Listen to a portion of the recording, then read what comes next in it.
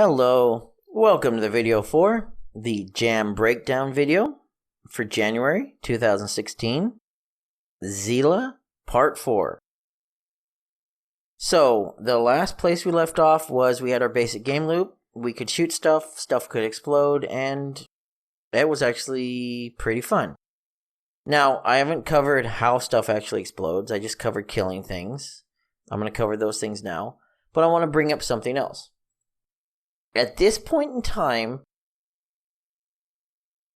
technically I was in the middle of Friday. I was in the middle of Friday. I did a little bit of work on Thursday at the end of the jam session. I was in the middle of Friday.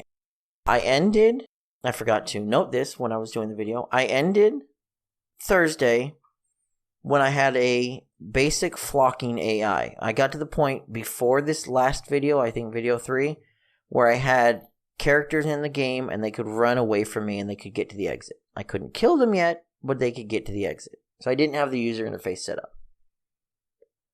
One of the important things for me when I'm making games, and I've learned this over the years, is try to set smaller achievable goals so that way you can stop and not get frustrated. I've spent too many hours in the past up way too late at night trying to debug one issue when once I took a break and stopped pounding my head against it, took a shower, went to sleep, the idea came to me because I had a chance to relax and think of it and look at it from a different way. So I've learned to try, and this is where the document comes in handy, by the way. I'm recommending it again, even though I didn't use it. I've tried to do things on the fly this time and had some issues. It was fun. But I'd recommend planning things out, even in the basics. Get a character working. Get some enemies working. Get a map laid out. Try to get score working. Try to get a basic user interface. Make an endgame screen. Make a start screen. These are all easily compartmentalized chunks that you can do based on how much time you have free, and will give you some satisfaction because it's done. It was such a great feeling to end the first night with, I've got people running away from me. And then I ended the second night where I'm going to finish this video here.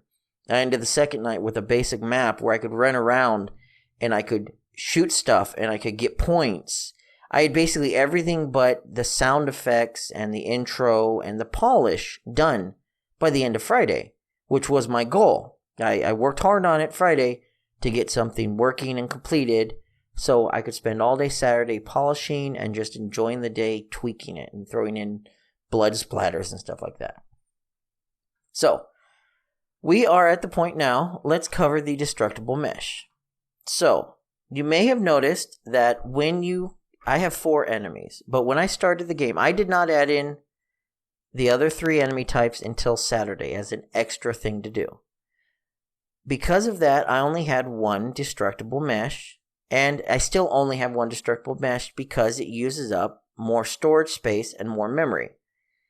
To be honest, you can notice if you're paying attention that is the same person I used.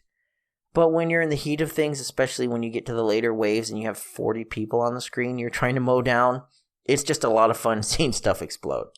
So it's not a big deal. You could probably make something more generic. Maybe get rid of the clothing, for example, and just have a body part type texture, and then it'll probably be less noticeable. So for destructible meshes, this was really annoying. You have to make a destructible mesh out of a static mesh. You cannot make a destructible mesh out of a skeletal mesh. So even though I had my skeletal mesh in here, I could not create a destructible mesh from it. I had to bring back in my mesh, tell it was a static mesh, so it would make a static mesh out of it, and then you could go and create a destructible mesh from that. And that's where I ended up with this. And then even then, you end up with more friggin' space because of that. So, destructible mesh. I'm not going to do this on stream. This thing, because of the poly count and things like that, took a while to break apart. But basically, a destructible mesh, what it's going to do is if I switch this over to depth 1 and we run our explode amount, it's going to break it apart into chunks. Like that right there. And you can see the different explode amount. And that's all determined by how many chunks there are, basically. And then different types of fracturing and settings. But you know what? Just hit the button and it's pretty cool. It gives you a nice little exploded mesh. For this project, these are some of the things I had to change because without them, it refused to freaking work properly. First issue I ran into was my debris were not disappearing. You have to have debris timeout checked in order for your debris to disappear. So you can set your lifetimes and your separations and your bound, well, these ones right here, your lifetime and your separation, but unless your timeout is checked, it's actually not going to disappear. It's really annoying. And the second one down here is your debris depth. Hey, look, by default it's -1. Basically, that means none of your chunks that split apart right here are considered debris.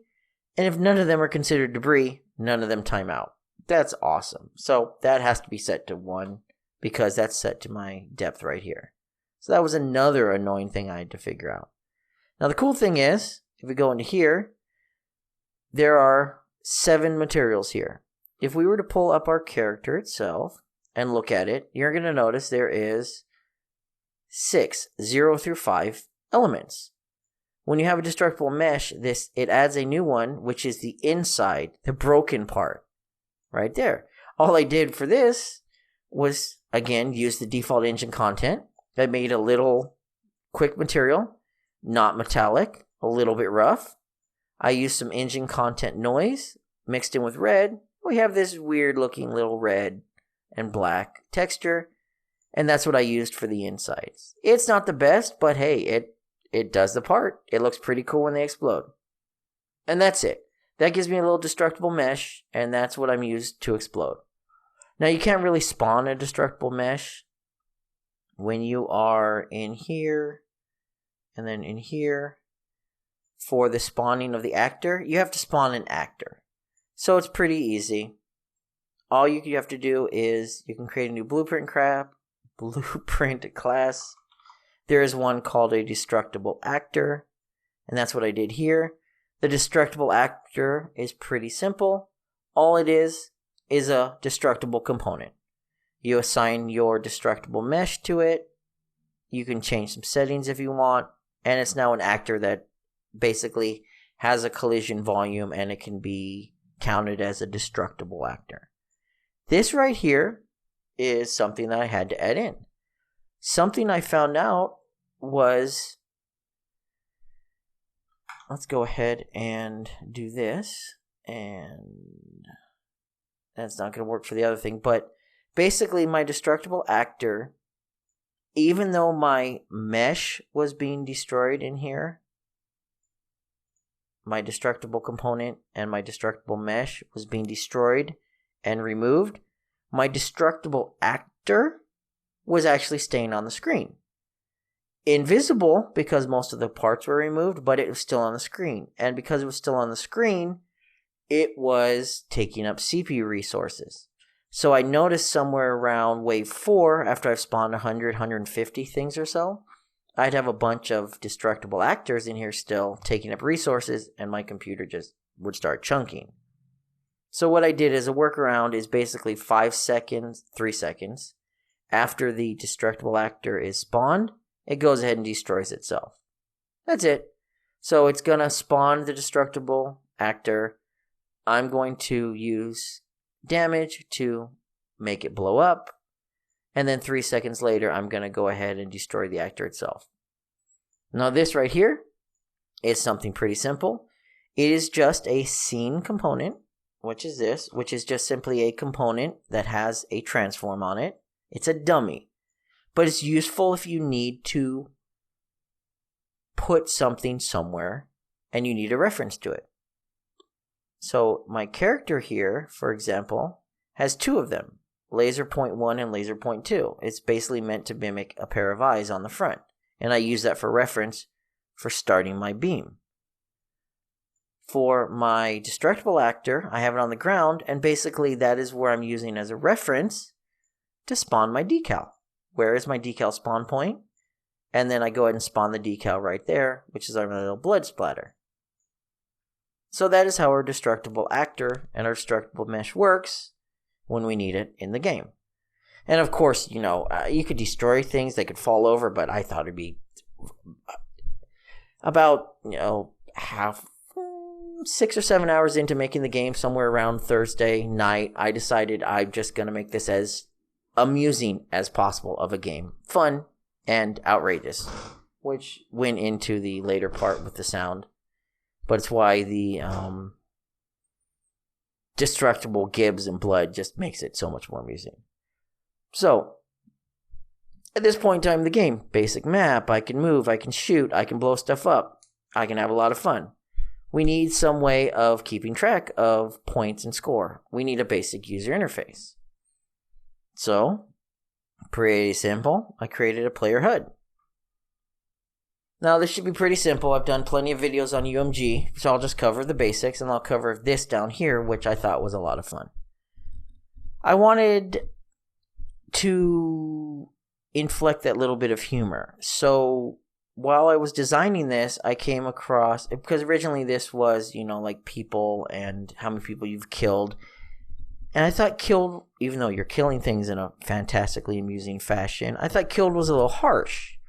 And then I realized, because again, I didn't do the document, so I was coming up with the storyline halfway through this as well as I'm thinking about it.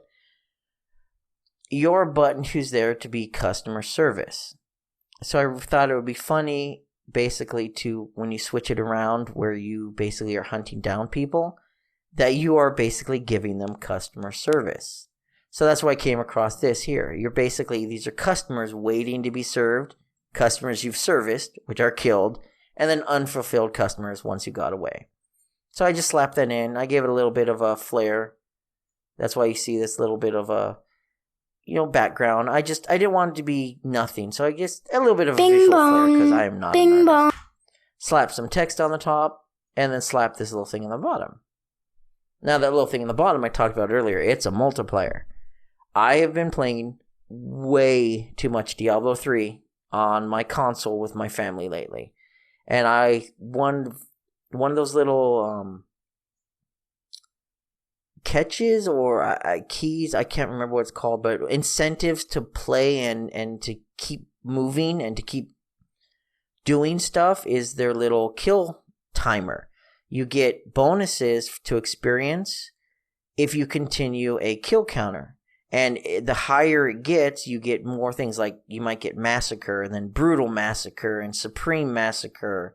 And then the words get bigger and there's bigger explosions and more experience. And you have this constantly running down timer in the middle of the screen of all places, pushing you towards continually moving and doing stuff. And it's a small little thing that works fantastically because it gets my butt motivated. I thought it'd be fun to implement something like that. So that's what I did down there.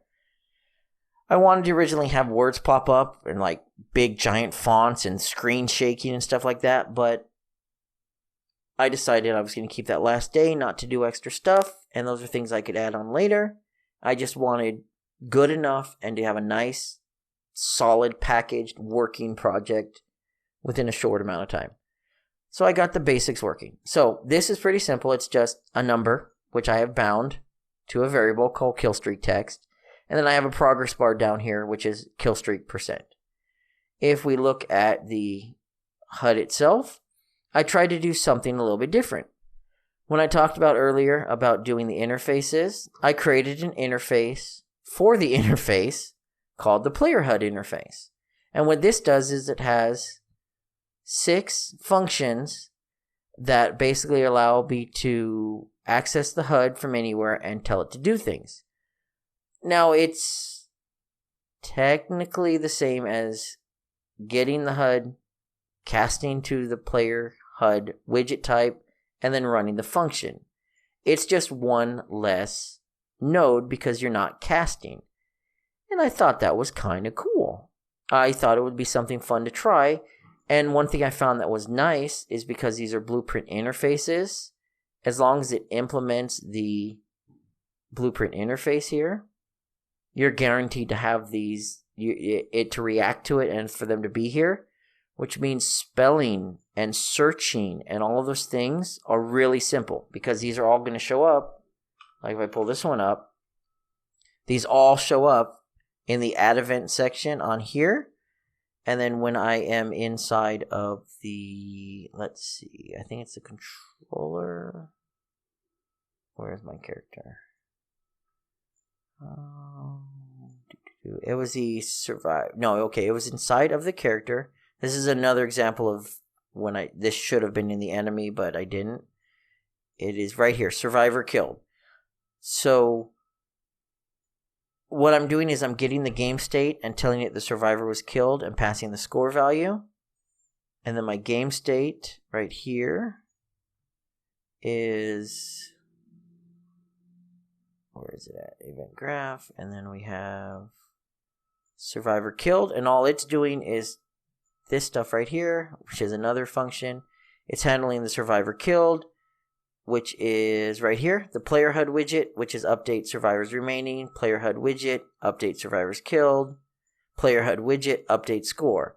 So instead of doing player HUD widget cast as, or, instead of having to remember, over here, and then I have to remember, survivors, I have it all right here in the interface, so I know it's all guaranteed. It's weird, but I thought it was kind of cool to have things synchronized across, and I thought it was fun. I may use this method in the future of keeping things organized and separated across, things like that. Like on this one, the fact that it is an interface, I could redo this HUD, and as long as I implement these events, which I'll know which events I need to implement because of, again, they're in the add event section right here, I will know which ones I need to add. I can basically be guaranteed it's going to work, and I won't have to remember, oh, I need to implement that. Oh, I need to implement that. So that was a long-winded way of me trying to talk about the Killstreak Multiplayer. So let me get really annoyed that I can't straighten this. There we go. And then straighten connection. There we go. So Killstreak Multiplayer. That was the next thing I wanted to do because I wanted to see if I could do it, and I thought it would be fun. And it's pretty simple. The game state right here. And then we have let's close this up. We have our kill streak. So whenever a survivor is killed, what we are doing is we are updating the score, which is another function in here, which is checking our kill streak multiplier, multiplying our multiplier by the value of the score, and then adding it to the player score. So pretty simple. Basically, we multiply it if we have a multiplier, and then we add it to our existing score. Nothing funky there. Then we subtract the number of survivors that are alive from our total, and we set it. So now we have one less live survivor. And then we go ahead and update our user interface widget with our number of survivors remaining. I try to keep everything separated. So we have score. Then we have our survivors remaining. Then we have our survivors killed. Same thing. We add 1 to the number of survivors we killed. And we update the interface. Then we go to the next one. Update the multiplier. Set our multiplier timer to 0. And then update our score. This is our important part for the multiplier. What I'm doing is every time you kill something, I'm increasing your multiplier. And then I'm setting your timer back to 0. Now your timer is basically going to count down from our multiplier max between kills. It's technically going to count up, but basically you have 5 seconds between each kills, and every time we reset our timer, we have 5 more seconds. So how is that handled? Well, that is a darn good question. Where did I put that? Right here, update killstreak. So rather than doing ticks, things that do not need to be frame rate dependent, things that don't need to run every tick, run them on a timer. 0.1 seconds is good enough. I could probably set this to 0.2 or something, but the higher the number there, the less smooth your little progress bar is going to be that counts down. So I set it to 1/10 of a second. So that way we get 10 updates per second rather than 30 or 60 or whatever your frames is going to be. And that's pretty simple. That is, what did we call it? We called it update killstreak right here. So this is a pretty simple little function. Like I said, there's a lot of stuff in this game. It came together over time, and this is the order I did it. This one's pretty simple. We know this is going to be called roughly every 0.1 seconds. So when I start, I simply add 0.1 seconds. And then I clamp it to its current value and our maximum, which is our multiplier max between kills. Clamping, I figured, was a good idea because what if you're 50 seconds between kills? Or, God forbid, I don't know why, let's say for some reason the game gets stuck and you're now 5 days between kills. This timer is going to constantly go up and maybe you'll get an overflow error or something. I don't know, but it seems smart. You know you have a max number, which is our 5. Might as well clamp it. It makes sense to me. So we go ahead and we add 1 and it's between that and our clamp value. We update our timer and then we see if it's now greater than our multiplier between kills.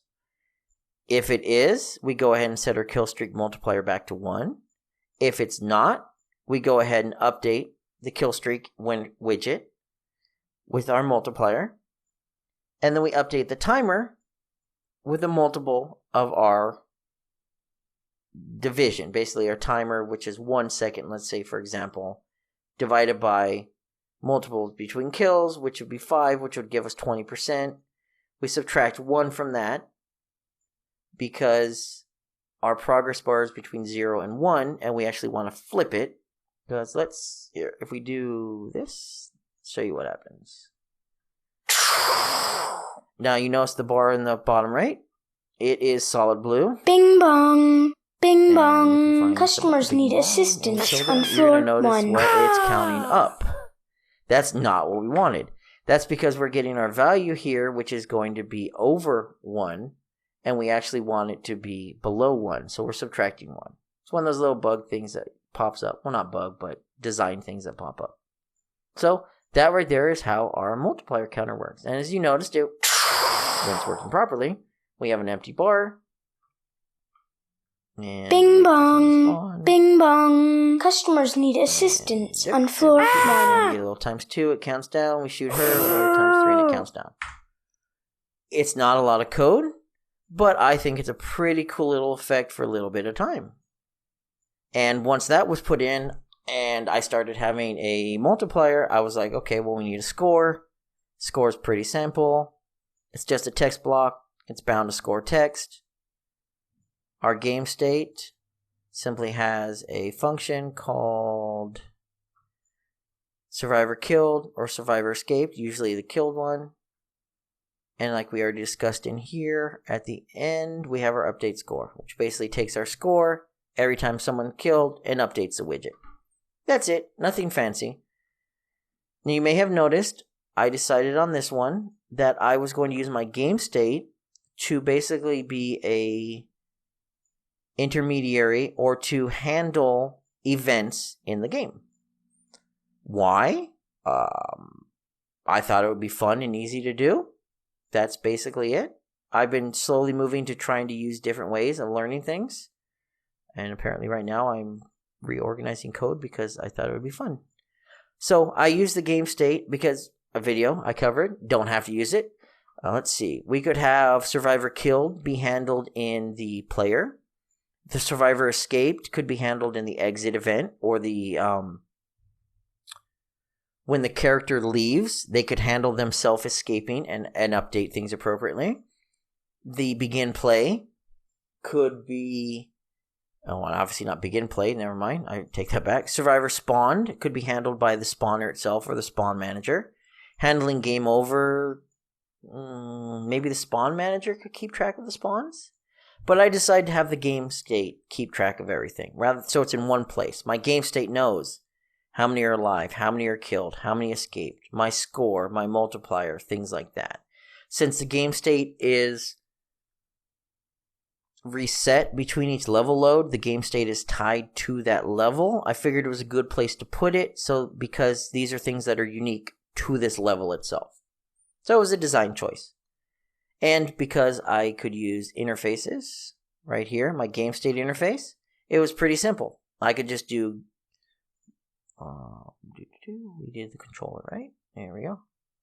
And then we find, let's control pawn where, player. Here we go. Let's try this again. This is why organizing things in advance would have been smart. I could just do simply game state and then call the function. And because it's an interface, I didn't have to get game state, then cast to Zilla game state, then have an execute wire, and then have another one. And this one's, I call my function, survivor, and blah. Using blueprint interfaces, there's a great way of cleaning up blueprints. No cast to node, just a simple connection. I'm guaranteed to name it properly. It's guaranteed to have the correct number of inputs. And if it's not there, it's simply going to fail. If I have a cast and it's not there, I'm going to have another pin I'm going to have to take it into account. So this way, at least I know it's there. And then if I'm calling it, it'll show up as an error. So, game state. At this point in time, I started to need to wrap things up. Obviously, I need to start doing that for the video as well. But I need to start bringing things together. So, this is when my interface all came together. This is when I started doing my blueprint interfaces. Keeping track of when they escape. Keeping track of when I kill them. Keeping track of when they spawn. I didn't actually have game over for a while. And then my begin play, which is keeping track of my kill streak. And the nice thing is everything could handle individually. Anytime a survivor escaped, that event could be called. Anytime it killed, called. Anytime they spawned, killed. So, for example, at this point in time, I need to keep track of them going away. Up to this point in time, the exits... Whoops, not the exits. The people, and then the blackboard. No, the blackboard behavior tree. I always get those mixed up. Up until this point in time, we have right here the survivor escape code on the successful move to the exit. Up until this point, they weren't actually leaving. They were just all piling up at the exits, and that was starting to cause a traffic jam. So this is one of those cases where it's iteration over the game as you are working on stuff. And let me, oops. Okay, let's try this again. Collect them all, move them up, collect them all, move them down. I'm just reorganizing my code. There we go. And then drag a reroute node into here. Drag that to there. There we go. Now it's, oops. Now at least is not overlapping wires. And as you noticed, and the only reason I had overlapping wires was because of the fact that I didn't even do the fail node until later. So, when we successfully got there, we have our survivor escaped, which is pretty simple. We have it in our game state. If we find our game state somewhere, and we go in our game state, we have survivor escaped. And this one's pretty simple. It's going to be really similar to the killed and the unfulfilled. We subtract alive by 1 because we no longer have any more. They're no longer counted as alive. They've escaped. We've add 1 to our escape total, and then we update the HUD with the amount of survivors escaped. Now, one thing you'll notice with our HUD interface, hopefully, is I don't constantly update the values on the HUD unless an event has occurred. That is one nice thing about using interfaces. I have an event. This event is someone escaped. Now I need to update my HUD showing how many people are alive, and I need to update my HUD showing how many people escaped. And the only time I need to do that is when someone successfully escaped. So that's why using the interface, I only have to update my interface on that event. That's why you'll notice when they're killed, we update it on that event. We don't constantly check every frame how many people were killed, how many people escaped, how many people are waiting, for example. This is our waiting one. We don't check every frame, we simply update as needed. So that's a good use for having events and having interfaces and having things handled in an event fashion rather than just, fuck it, every frame, let's update everything every frame. We don't do that. We just update as needed. It's a great way to save resources. So, at this point, let's see where we were at. I had a basic game. I could fire, I could kill, I had a HUD working, I had a multiplier working, Bing bong. I had scores working. Bing bong. I didn't have a Customers game need over state yet. assistance on floor All I had at this 1. point in time were people running for the exits and no real way of spawning them. Basically, no real way of no waves, no level progression. I just simply had people set up at random to spawn. So our next goal was to have our spawner.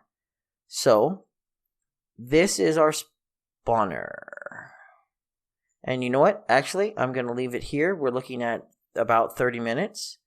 Our next one's going to cover the spawn manager, the spawner, our wave info, because it's a struct. So actually, we've got a lot more to cover for our spawning and things like that. So let me go ahead and stop this here. If you have any questions or comments, please feel free to leave them below.